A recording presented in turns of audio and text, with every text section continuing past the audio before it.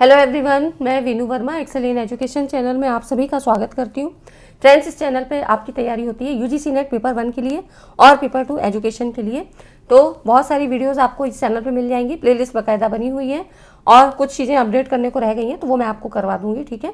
तो इस तरह से आपको PYQs के लिए अलग प्लेलिस्ट में मिल जाएगा और आपके लिए जो है मास्टर क्लास सीरीज़ है जिसमें इंपॉर्टेंट कॉन्सेप्ट हैं, साथ में यूनिट वाइज आपको सारी चीज़ें कवर करवाई गई हैं। तो वो सब कुछ आपको प्लेलिस्ट में एक जगह मिल जाता है, ठीक है। टेलीग्राम चैनल को आप लोग ज्वाइन कर लीजिए। अगर आपने अभी तक ज्वाइन नहीं किया है तो लिंक आपको डिस्क्रिप्शन में मिल जाता है। टेलीग्राम पर ही आपको सारी PDF वगैरह या कोई भी इन्फॉर्मेशन होती है वो वहीं पे दी जाती है, ठीक है। तो अगर आप चैनल पे पहली बार आए हैं तो चैनल को भी सब्सक्राइब कर लीजिए। आज की इस वीडियो में पेपर 1 के हम हायर एजुकेशन को के कुछ इंपॉर्टेंट कॉन्सेप्ट्स को जो कि न्यू हैं और आपको पैटर्न को भी समझने में आसानी होगी, तो ऐसे कॉन्सेप्ट को हम यहाँ डिस्कस करेंगे जो अभी तक नहीं पूछे गए हैं और इस तरह से सवाल आपके बन रहे हैं, ठीक है। ये सारी चीज़ें आप पढ़ेंगे कहाँ से और मैं आपसे सजेशन भी लेना चाहूँगी कि आप लोगों को क्या क्या चीज़ें चाहिए। आपको पूरी थ्योरेटिकल वीडियोस चाहिए कि PYQs के साथ चाहिए, मतलब मैं ऐसा आपसे जानना चाहूँगी, ठीक है। तो आप लोग अपने फीडबैक में दीजिएगा। तो इसलिए हम लोग पहले पैटर्न को देख लेते हैं, क्वेश्चंस को देख लेते हैं, कुछ कॉन्सेप्ट आपको समझ में आएंगे वो सारी चीज़ें, क्योंकि आप जब सिलसिलेवार चीज़ें पढ़ते हो ना तो ज़्यादा अच्छे से समझ में आता है, ठीक है। ऐसा मेरा मानना है। बाकी आप जो सोचते हैं आप अपनी बताइएगा, थिंकिंग आपकी क्या कहती है।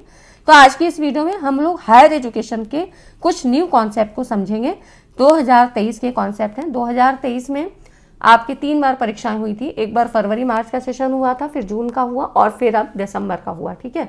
अब जो क्वेश्चन आपके बन रहे हैं कुछ लेटेस्ट पैटर्न पे बन रहे हैं। किस तरह से क्वेश्चन है आइए हम देख लेते हैं। यहाँ पर देखिए, जैसे कि क्वेश्चन नंबर 1, ठीक है, ये आपका टेबल फॉर्म में दिया हुआ है। यहाँ पर इसका इंग्लिश वाला नहीं टाइप हो पाया क्योंकि फिर बहुत छोटा हो जाता है ना, फॉन्ट बहुत छोटे हो जाते हैं। यहाँ पर देखिए शैक्षिक चरण है और यहाँ पर विवरण दिया हुआ है। अब इसमें आप देखिए समावर्तन है, वसु है, रुद्र है, आदित्य है। ये सारे वर्ड्स आपको कहाँ मिलेंगे? ये वैदिक काल की शिक्षा के दौरान ये सारी चीज़ें आई थी। अगर आपने पढ़ा है तो आपको समझ में बिल्कुल आएगा, है ना। तो इस तरह से वैदिक काल, बौद्ध धर्म और आपकी जो मुस्लिम काल से इस तरह से सवाल आपके यहाँ बनते हैं, जो एंशिएंट एजुकेशन का सिस्टम था, ठीक है, वहाँ से सवाल बनते हैं। और आपके जितने भी आयोग और समितियाँ हैं वहाँ से सवाल बनते हैं। इस पर मैंने पूरी वीडियो आपको बना दी है क्योंकि हायर एजुकेशन अपने आप में ही ना एक बहुत बड़ी यूनिट है। यहाँ पर आपको पूरा थ्योरेटिकल सारी चीज़ें पता होनी चाहिए और बहुत आसान भी कहूँगी क्योंकि क्या है, सारा हिस्टोरिकल बैकग्राउंड पे पूछा जाता है। कुछ करेंट की चीज़ें जो शिक्षा से संबंधित हैं वो आपसे ज़रूर पूछ ली जाती हैं, है ना, पेपर 1 में, ठीक है। तो यहाँ पर देखिए हम इस पेपर में इस क्वेश्चन की बात कर रहे हैं। तो यहाँ पर देखिए जो समावर्तन है, वसु है, रुद्र है, आदित्य, ये सब क्या थे? उस समय वैदिक कालीन शिक्षा थी तो वेदों का अध्ययन किया जाता था। अब यहाँ पर वेद हमारे कितने थे? 4, है ना। तो 4 वेद जैसे कि ऋग्वेद, यजुर्वेद, सामवेद, अथर्ववेद। अब इनको पढ़ने की जैसा भी टाइम पीरियड था, जो भी स्टडी का टाइम इनमें लगता था, उसके आधार पे इनका नामकरण किया गया। पहले इसको हम समझ लेते हैं। देखिए, अध्ययन की अवधि के आधार पे वैदिक कालीन शिक्षा में साहित्य और धर्मशास्त्र अध्ययन की अवधि 10 वर्ष थी, ठीक है। एक वेद के अध्ययन की, जैसे कि मैंने बताया आपको 4 वेद थे, तो एक वेद को स्टडी करने का टाइम कितना था? 12 वर्ष था और 4 वेदों के अध्ययन में 48 वर्ष का समय लगता था, ठीक है। तो अब जो कोई एक वेद को जानता था, है ना, जो एक वेद की जिसने स्टडी कर ली थी उसको स्नातक कहा गया, है ना, जो हम लोग ग्रेजुएशन कहते हैं, नहीं है। तो यहाँ पर स्नातक आपको ऐसे ही याद रखना है, हिंदी में ही याद रखना है, ठीक है। तो यहाँ पर ये हो गया आपका स्नातक। 2 वेदों के जानने वालों को वसु, ठीक है, 3 वेदों के जानने वाले को रुद्र और 4 वेदों के ज्ञाता को आदित्य कहा जाता था। अब इनको याद कर लीजिएगा, ये पूरा ये वाला यहाँ से आप अपना नोट डाउन कर लीजिए, ठीक है। अपने नोट्स में इन चीज़ों को ऐड कर लीजिए। इसलिए मैं पूरी स्लाइड में ऐसे आपको देती हूँ कि चीज़ें आपको समझ में आए, क्योंकि देखिए जब हमारे सामने लिखा हुआ कुछ आता है तो वो चीज़ें हम मतलब सुनते तो हैं, लेकिन जब सामने हमारी इमेज में आता है, हमारी आंखों के सामने से वो इमेज गुजरती है, तो वो चीज़ें ज़्यादा हमारे लिए जो है फ्रूटफुल होती हैं, ठीक है। तो इसको याद कर लीजिएगा कि जो एक वेद को जानने वाले को स्नातक कहते थे, 2 वेदों के जानने वाले को जो है वसु, ठीक है। तो अब क्या होगा? एक वेद को पढ़ने में कितना लगेगा समय? 12 वर्ष का। 2 वेदों के अध्ययन में 24 वर्ष का, है ना। तो अब आपको यहाँ पे समय के अनुसार ये क्वेश्चन में दिया है। देखिए यहाँ पर अब उसको मतलब इन्होंने थोड़ा सा और इसको कॉम्प्लिकेटेड बना दिया, है ना। कैसे बनाया? समावर्तन क्या था? समावर्तन ये एक दीक्षांत समारोह होता था, जैसे कि अगली स्लाइड भी मैंने ली है। यहाँ पर देखिए यहाँ पर दीक्षारण जो है, यहाँ पर दीक्षांत समारोह या इसी को समावर्तन संस्कार भी कहते थे। तो यहाँ देखिए जो समावर्तन था ना, ये वैदिक कालीन शिक्षा में छात्र जीवन की समाप्ति पर, जब स्टूडेंट लाइफ मतलब खत्म होने को हो रही होती है, जब वहाँ पे गुरुकुल का टाइम खत्म होने को है, तब ये सारी चीज़ें समावर्तन संस्कार होता था, समावर्तन रिचुअल। इसमें छात्र स्नान करके नए वस्त्र धारण करके गुरु के समक्ष उपस्थित होते थे और फिर उसके बाद होम हवन होता था, जिसमें गुरु छात्र को मधुपर्क देता था और उन्हें उपदेश देता था, हे शिष्य सदा सत्य बोलना, कर्तव्य का पालन करना, स्वाध्याय में प्रमाद मत करना। ठीक है, मतलब कि जो है हमेशा जो है मतलब ऐसा नहीं करना कि तुम किसी को चीट करो, है ना, प्रमाद मत करना, तुम्हें हमारा यही आदेश है, यही उपदेश है। ठीक है, तो ये कला स्नातकों के लिए समावर्तन उपदेश था। इसी प्रकार चिकित्सा स्नातकों के लिए भी समावर्तन उपदेश था और इसी को ही दीक्षांत समारोह कहा गया, है ना। तो यहाँ पे ये शिक्षा की समाप्ति पे होता था। तो समावर्तन क्या हो गया आपका, दीक्षांत समारोह। ठीक है, ये हमारा इससे मैच हो जाएगा। सारी चीज़ें आप नोट कर लीजिएगा अपने उसमें नोट्स में। आप जब भी मेरी वीडियोस देखिए तो आप नोट डाउन किया करिए, है ना, अपने नोटबुक में लेके बैठा करिए, हर यूनिट वाइज जो है आप अपना लेके बैठा करिए, क्योंकि जितने भी न्यू कॉन्सेप्ट हैं और जो आपको बेसिक कॉन्सेप्ट तो पता ही होंगे, लेकिन मैं फिर भी आपको मैराथन क्लास में दूंगी सारा चीज़ बेसिक टू एडवांस लेवल का। ठीक है, थोड़ी बड़ी हो जाएगी वीडियो, कोई बात नहीं है, हम लोग कई पार्ट में कर लेंगे, लेकिन मेरा मतलब है सारी चीज़ें आप फ्री ऑफ कॉस्ट पढ़िए, कोई पैसा देने की ज़रूरत नहीं है कहीं पर, आप यहाँ पर सारी चीज़ें पढ़िए। ठीक है, अब उसके बाद देखिए वसु क्या था। वसु जो कि 24 वर्ष का पाठ्यक्रम या जिन्होंने जो है 2 वेदों का अध्ययन किया था, है ना, तो ये हो जाते थे आपके वसु। ठीक है, आप ऐसे सीक्वेंस में याद रखिएगा कि यहाँ पर क्या क्या चीज़ें थी। यहाँ पर आप देखिए एक वेद स्नातक, फिर वसु, फिर रुद्र और फिर आदित्य, है ना, तो बस इसको ऐसे याद करिएगा।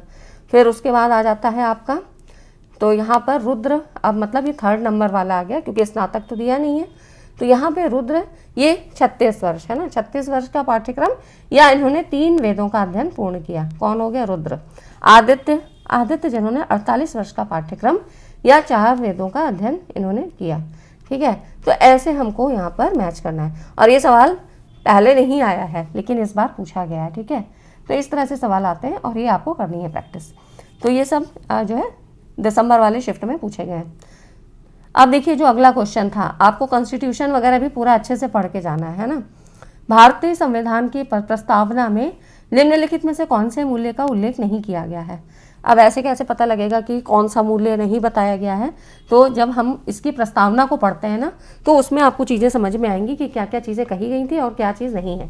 तो इसमें कहीं पर भी करेज, साहस शब्द का इस्तेमाल जो है प्रयोग नहीं हुआ है। जैसे कि यहाँ देखिए संविधान की प्रस्तावना क्या कहती है, प्रियम्बल जिसको बोलते हैं, हम भारत के लोग भारत को एक संपूर्ण प्रभुत्व संपन्न समाजवादी पंथ निरपेक्ष लोकतंत्रात्मक गणराज्य बनाने के लिए तथा इसके समस्त नागरिकों को सामाजिक, आर्थिक और राजनीतिक न्याय, देखिए ये 3 तरह के न्याय हो गए, है ना, कितने, सामाजिक, आर्थिक और राजनीतिक न्याय। ये बस उसको ऐसे ही पूरा आपको याद रखना है। ठीक है, मतलब थोड़े थोड़े वर्ड्स जो मैं आपको बता रही हूँ ये आपको याद रखने हैं। फिर देखिए यहाँ पर ये तो न्याय की बात हो गई। विचार, अभिव्यक्ति, विश्वास, धर्म और उपासना की स्वतंत्रता। ठीक है, तो स्वतंत्रता किस चीज़ के लिए, विचार की, अभिव्यक्ति की, विश्वास, धर्म और उपासना, इनकी स्वतंत्रता, है ना। तो 3 तरह के न्याय हो गए और ये कितनी स्वतंत्रता कितने तरह की होगी, 5, है ना। यहाँ पर देखिए विचार, अभिव्यक्ति, विश्वास, धर्म और उपासना, तो ये हो गए आपके 3 पॉइंट्स, ये हो गए आपके 5 पॉइंट्स। ठीक है, प्रतिष्ठा और अवसर की समता, तो यहाँ पर ये 2, है ना। तो ये हो गया व्यक्ति की गरिमा और राष्ट्र की एकता अखंडता सुनिश्चित करने वाली बंधुता बढ़ाने के लिए दृढ़ संकल्पित होकर अपनी संविधान सभा में दिनांक कब हुआ था, 26 नवंबर 1949, ये भी याद रखिएगा, संविधान को अंगीकृत, अधिनियमित और आत्मार्पित करते हैं, है ना। तो ये जो है भारतीय संविधान की प्रस्तावना पंडित नेहरू द्वारा पेश किए गए उद्देश्य प्रस्ताव पर आधारित है और इसमें देखिए कौन कौन से जो है शब्द जोड़े गए थे संविधान संशोधन में, तो 42वें संविधान संशोधन अधिनियम 1976 द्वारा समाजवादी, पंथ निरपेक्ष और अखंडता जैसे शब्दों को सम्मिलित किया गया। ठीक है, ये कुछ खास चीज़ें मैंने आपको बताई हैं, है ना। तो बाकी आप जब भी कभी पढ़ेंगे तो इस पूरे जो है टॉपिक को अच्छे से पढ़ेंगे। वैसे इतनी ही चीज़ें ज़्यादा इंपॉर्टेंट हैं जो आपसे क्वेश्चन में पूछी जाती हैं। ठीक है, अब यहाँ पर आपने देखा ना कि सारे शब्द मिले, न्याय मिला, समानता की बात हुई, स्वतंत्रता की, लेकिन साहस शब्द नहीं आया है। ठीक है, तो बस ऐसे ही प्रेजेंस ऑफ माइंड से यहाँ पर देख लीजिए, यहाँ पर 3 प्रकार के न्याय है ना, सामाजिक, आर्थिक और यहाँ भी कुछ नहीं है, राजनीति, 5 प्रकार की स्वतंत्रता और 2 प्रकार की समता, प्रतिष्ठा और अवसर है ना, साहस प्रस्तावना का मूल्य नहीं है। तो इस तरह से आप देख सकते हैं। क्वेश्चन का एक्सप्लेनेशन भी मैं साथ में ही दे देती हूँ ताकि आपको कहीं दिक्कत ना हो, हर जगह ये सारी चीज़ें एक जगह पे मिल जाए। यहाँ पर देखिए, अब अगला जो क्वेश्चन है, प्राचीन भारत में उज्जैन निम्न में से किसके अध्ययन के लिए प्रसिद्ध था? तो यहाँ पर देखिए, ये जो उज्जैन है कहाँ पे था? भारत के मध्य प्रदेश राज्य का प्रमुख शहर है ना, जो कि किस नदी के किनारे? तो शिप्रा नदी के किनारे।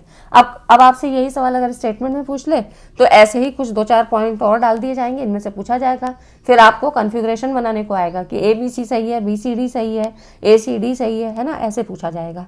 तो कुछ चीज़ें आपको पता होनी चाहिए। उज्जैन में सभी को पता है महाकालेश्वर का मंदिर है, महाकाल का है ना, उज्जैन का महाकाल का मंदिर बहुत प्रसिद्ध है। हर 12 वर्ष में यहाँ पर सिंहस्थ महाकुंभ मेला लगता है। ठीक है, और महान सम्राट विक्रमादित्य के राज्य की राजधानी थी। ठीक है, तो ये हो गया। और इसकी जो एक और ख़ास बात है, उज्जैन को कालिदास की नगरी के नाम से भी जाना जाता है। तो यहाँ पर जो उज्जैन था किसके अध्ययन के लिए प्रसिद्ध था? तो ये खगोल शास्त्र के लिए, एस्ट्रोनॉमी के लिए यहाँ प्रसिद्ध था, है ना, खगोल शास्त्र के लिए प्रसिद्ध था। उज्जैन शहर ने प्राचीन भारत की शिक्षा प्रदर्शन में महत्वपूर्ण भूमिका निभाई थी। इसने भाषा, विज्ञान, ज्योतिष, अंकगणित, शास्त्रीय कला और उदार सोच को बढ़ावा दिया है ना। तो इस तरह से यहाँ पर खगोल शास्त्र के अंतर्गत सूर्य सिद्धांत जैसे उत्कृष्ट लेख उज्जैन शहर में ही लिखे गए थे। तो ये कुछ चीज़ें हैं उज्जैन के बारे में, है ना। अब जो अगला क्वेश्चन है इसमें देखिए, राष्ट्रीय ज्ञान आयोग NKC, नेशनल नॉलेज कमीशन, इससे जो है प्रश्न यहाँ से काफ़ी बनते हैं और अच्छा खासा बड़ा टॉपिक है। तो सारी बुक्स में मिलेगा भी नहीं, अगर आप लोग कमेंट करके बताइए। अगर आपको नहीं मिल रहा है तो मैं आपको यहाँ पे एक वीडियो के थ्रू दूँ, है ना, तो आप लोग यहाँ पर बताइएगा। तो देखिए, राष्ट्रीय ज्ञान आयोग ने निम्न में से किसके लिए आवश्यकता निरपेक्ष प्रवेश की अनुशंसा की थी? किसको रेकमेंड किया था? नीड्स ब्लाइंड एडमिशंस, है ना, तो आवश्यकता निरपेक्ष प्रवेश, है ना। अब देखिए, इस तरह से सवाल पूछे गए, ये भी 2023 में ही क्वेश्चन आया है। तो इसमें नेशनल यूनिवर्सिटीज़ के लिए बात रेकमेंड किया गया था। तो देखिए, सबसे पहले राष्ट्रीय ज्ञान आयोग, नेशनल नॉलेज कमीशन क्या है? ये एक भारतीय थिंक टैंक था। थिंक से मतलब जो विचार करके चीज़ों को बताता था, सजेस्ट करता था, जिसे उस संभावित नीतियों पर विचार करने का काम सौंपा गया था, है ना। तो ये थिंक टैंक था जिसे जो भी संभावित नीतियाँ होती थी भारत के संदर्भ में, तो यहाँ पे विचार करने का काम सौंपा गया था, जो कि ज्ञान गहन सेवा क्षेत्रों में भारत के तुलनात्मक लाभ को बढ़ा सकती थी। मतलब यहाँ पर जो इंडिया के लिए, भारतीयों के लिए जितनी भी अच्छी चीज़ें थी वो यहाँ पर थिंक टैंक के द्वारा ये सारी चीज़ें पता लगती थी। अगर इसका जो गठन की बात करें, 13 जून 2005 को भारत के जो तत्कालीन प्रधानमंत्री थे उस समय मनमोहन सिंह जी थे, उनके समय में हुआ था। ठीक है, तो 2005 में हुआ था। और इसके अध्यक्ष के बारे में भी पूछा जाता है, तो सैम पित्रोदा उस समय इसके अध्यक्ष थे। ठीक है, ये क्वेश्चन भी पहले आ चुका है ना। उसके बाद देखिए, सचिवालय तो नई दिल्ली के चाणक्यपुरी में है। कार्य क्षेत्र की अगर हम बात करें तो आवश्यक शिक्षा है ना, शिक्षा से संबंधित था। अनुसंधान संस्थानों और सुधारों से संबंधित नीति पर सलाह, है ना, किसको देते थे? प्रधानमंत्री कार्यालय को। ठीक है, तो ये राष्ट्रीय ज्ञान आयोग के बारे में थोड़ा सा डिटेल था। यहाँ पर देखिए, इन्होंने राष्ट्रीय ज्ञान आयोग ने राष्ट्रीय विश्वविद्यालय के लिए आवश्यकता निरपेक्ष प्रवेश की अनुशंसा की थी, रिकमेंडेशन की थी नेशनल यूनिवर्सिटीज़ के लिए। NKC का मुख्य उद्देश्य सशक्त ज्ञान आधारित समाज के विकास को प्रेरित करना था। ये उद्देश्य इस धारणा पर आधारित था कि ज्ञान आर्थिक वृद्धि, सामाजिक विकास और राष्ट्रीय सुरक्षा की कुंजी होता है। ठीक है, तो इसकी जो डिटेल मैंने बताई ना, उसको ज़रूर नोट कर लीजिए कि गठन कब हुआ। 13 जून 2005 को। मंत्री कौन थे? प्रधानमंत्री तो मनमोहन सिंह जी थे। अध्यक्ष कौन थे? सैम पित्रोदा, है ना। और इसकी फील्ड क्या थी? वर्किंग फील्ड तो शिक्षा, अनुसंधान संस्थान और यहाँ पे सुधार से संबंधित नीतियों पर सलाह करना। ठीक है, मेन चीज़ इसका सलाह करना ही काम था। फिर देखिए, पंचवर्षीय योजनाओं से भी सवाल आपके बहुत बनते हैं। कई बार सवाल मैंने देखा हर एक शिफ्ट में आए, तो यहाँ पे भी आप मुझे अपना फीडबैक ज़रूर दीजिए, क्योंकि फिर मैं इतनी मेहनत से वीडियो बनाऊँ और फिर वो मतलब नहीं देखते हैं आप लोग, तो मुझे भी बहुत ख़राब लगता है कि मैंने इतनी मेहनत से बनाया लेकिन आपको नहीं पता है कि ये इम्पॉर्टेंट है ना। ये चीज़ नहीं पता लगता है कि अरे थ्योरी कौन देखे, है ना। तो सारी चीज़ें यहाँ इंपॉर्टेंट हैं, जो भी मैं आपको बता देती हूँ, इसीलिए क्वेश्चन पहले बताती हूँ और फिर आप लोग अगर सजेस्ट करते हो, मुझे अपना मतलब बोलते हो कि इस पे वीडियो चाहिए, तो फिर मैं उसको ज़रूर बनाती हूँ, है ना। तो यहाँ पर देखिए, 8वीं पंचवर्षीय योजना के दौरान उच्चतर शिक्षा नीति का उद्देश्य किसे प्रोत्साहित करना था। तो यहाँ पर इसमें बात हो रही है कि 8वीं पंचवर्षीय योजना के दौरान किसे प्रोत्साहित करना था, इसके बारे में थोड़ा सा देखिए। यहाँ पर 8वीं जो पंचवर्षीय योजना थी 1992 में प्रारंभ हुई और 1997 तक चली थी। इसका जो मुख्य उद्देश्य था औद्योगिक क्षेत्र का विकास और आधुनिकीकरण था, है ना। तो इस समय इसी योजना में प्रधानमंत्री रोजगार योजना को प्रारंभ किया गया था और जीडीपी कितनी रखी, तो 5.6% और इसी योजना में 6.8% की वार्षिक वृद्धि हुई, है ना। तो इसके जो 8वीं पंचवर्षीय योजना के दौरान उच्चतर शिक्षा नीति का उद्देश्य निजी क्षेत्र की सहभागिता को प्रोत्साहित करना था, है ना। तो यहाँ पे इन्वॉल्वमेंट ऑफ प्राइवेट सेक्टर की बात की गई थी, है ना। देखिए ये भी आपका ही इस बार का ही क्वेश्चन है ना। तो ये जो पंचवर्षीय योजनाओं से संबंधित है, यहाँ पर और भी सवाल आपसे पूछे गए हैं, तो कम से कम इतना पता होना चाहिए कि इसका टाइम पीरियड कितना था, किस समय आई थी ये परियोजना और इसमें संबंधित काम क्या क्या हुए थे, है ना। तो बस इतनी चीज़ें भी अगर आपको पता लगती हैं तो ये भी इम्पॉर्टेंट है, आपको मालूम होना चाहिए। फिर देखिए, अभी तक वीडियो को आपने लाइक तो किया नहीं होगा क्योंकि मैंने कहा ही नहीं, तो आप लोग वीडियो को लाइक ज़रूर कर दें। अब देखिए जो अगला क्वेश्चन है यहाँ पर है, औपनिवेशिक काल के दौरान किनमें पशु चिकित्सा महाविद्यालय खोले गए थे। तो देखिए यहाँ पर कह रहा है, ये भी आपका अभी का ही क्वेश्चन है, मार्च में आया था 2023 में। तो औपनिवेशिक काल के दौरान यहाँ पर देखिए जो पशु चिकित्सा महाविद्यालय थे, ये यहाँ पर बात हम करें तो भारत में औपनिवेशिक काल के दौरान कई पशु चिकित्सा महाविद्यालय खोले गए थे। तो जिसमें ये जो लाहौर में तो ज़रूर खोला गया था, हाँ लाहौर में 1832 में आया था, तो इसको पहले पशु चिकित्सा महाविद्यालय के रूप में जाना जाता है, ठीक है। ये महाविद्यालय पंजाब यूनिवर्सिटी लाहौर से एफिलिएटेड था। पंजाब यूनिवर्सिटी से भी सवाल कई बार पूछे जा रहे हैं, तो इससे पहले जो मैंने आपको प्रीवियस ईयर क्वेश्चन कराए हैं ना हायर एजुकेशन के, उसमें आपको पंजाब यूनिवर्सिटी से संबंधित सवाल भी बहुत पूछे गए हैं, है ना। तो यहाँ पर इसमें देखिए कौन कौन से थे, तो लाहौर में, बम्बई में और कलकत्ता में यहाँ पर पशु चिकित्सा महाविद्यालय खोले गए थे, ठीक। तो ये था आपका जो वेटरनरी कॉलेज की बात हो रही है, तो लाहौर में, कलकत्ता में और आपके यहाँ बम्बई में, है ना। अब अगला जो है, और जो इसमें आपका था जो यहाँ पर लाहौर का था, ये पहले पशु चिकित्सा महाविद्यालय के रूप में जाना जाता है। अगला जो क्वेश्चन है यहाँ पर देखिए, 1904 की बात है, भारतीय विश्वविद्यालय अधिनियम के अधिनियमन के लिए प्रेरणा स्रोत कर्जन था, है ना। कर्जन भी आए थे 1904 में, जिसका उद्देश्य निम्नलिखित किन विश्वविद्यालयों में आमूलचूल परिवर्तनों की शुरुआत करना था। तो देखिए यहाँ पर यह आपका क्वेश्चन कई बार आपसे पूछा गया है, ठीक है। देखिए यहाँ पर और फिर जो है अभी भी पूछा गया है। तो इस तरह से जो कर्जन की अगर हम बात करें, तो ये लॉर्ड कर्जन को भारत के नए वायसराय के रूप में नियुक्त किए जाने के बाद 1901 में शिमला में गोलमेज सम्मेलन बुलाया गया, ठीक है। तो शिमला सम्मेलन हुआ था 1901 में और यहाँ पर विभिन्न विश्वविद्यालय के प्रतिनिधि यहाँ मौजूद थे। तो कर्जन ने भारतीय शिक्षा प्रणाली की तत्कालीन स्थिति के साथ साथ कमियों पर भी जो है यहाँ पर डिस्कशन किया था, चर्चा यहाँ पर की थी। और अगर इससे पहले अगर हम बात करें तो हंटर आयोग, मतलब हंटर कमीशन था, उसकी कुछ कमियां रह गई थी, तो वो इन्होंने फिर 1904 में जो कर्जन आए थे, इन्होंने फिर अपना उस कमियों पर डिस्कशन किया, उनको सुधारने का प्रयास किया था। तो यहाँ पर किन विश्वविद्यालयों की बात करें आमूलचूल परिवर्तनों की शुरुआत करना था, तो यहाँ पर ये सारे ही हैं, कलकत्ता, बम्बई, मद्रास, है ना, और आपका पंजाब, लाहौर मतलब, और इलाहाबाद, ठीक है। तो ये आपके देखिए यहाँ पर कलकत्ता, बॉम्बे, मद्रास, लाहौर और इलाहाबाद विश्वविद्यालयों में आमूलचूल परिवर्तन करने की शुरुआत यहाँ पे की गई थी, ठीक है।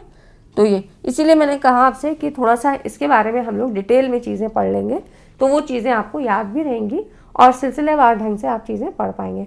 PYQs मैं इसलिए आपको करवाती हूँ ताकि आपको पता रहे कि न्यू कॉन्सेप्ट कहाँ से पूछे जा रहे हैं।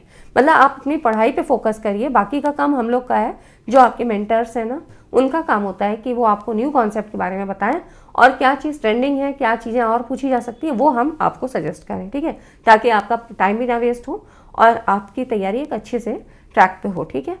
तो ये कुछ क्वेश्चन थे जो मैंने आपको दिए। अब इनसे संबंधित आपको कहाँ कहाँ कौन कौन सी जो है वीडियोज़ हैं कि डिटेल में आपको चीज़ें दी जाए, आप मुझे फीडबैक में ज़रूर दीजिएगा।